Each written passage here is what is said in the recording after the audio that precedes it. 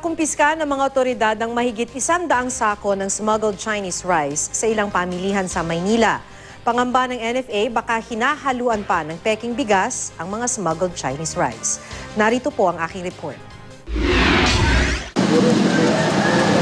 Ilang linggo nang inaangal ng mga magsasaka ang smuggled Chinese rice. At nang mag-operate ang National Food Authority at Bureau of Customs sa Binondo at Arranque sa Maynila, eto ang mga smuggled Chinese rice. Naka-display, hindi patago kung ibenta.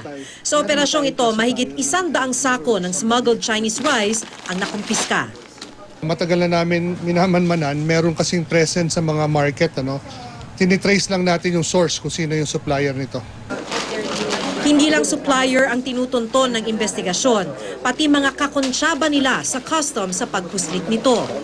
We can assume na nalusutan yun. Ang gagawin ng Bureau of Customs, itatrack down natin yung supply chain pabalik at pananagutin natin kung sino ang mga pinagdaanan yan. Hindi lang daw itong issue ng smuggling, kundi pati ng public safety.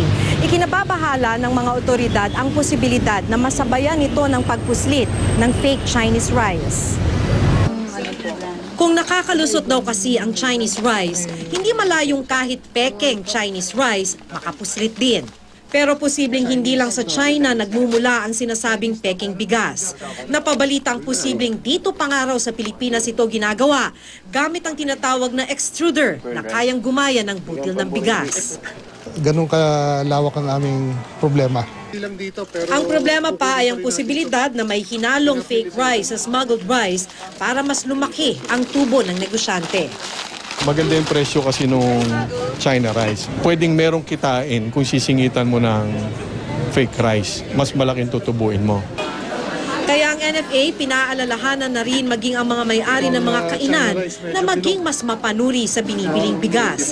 Lalo na't ang nag-iisang kumpirmadong kaso ng peking bigas na bili sa karinderya sa Davao.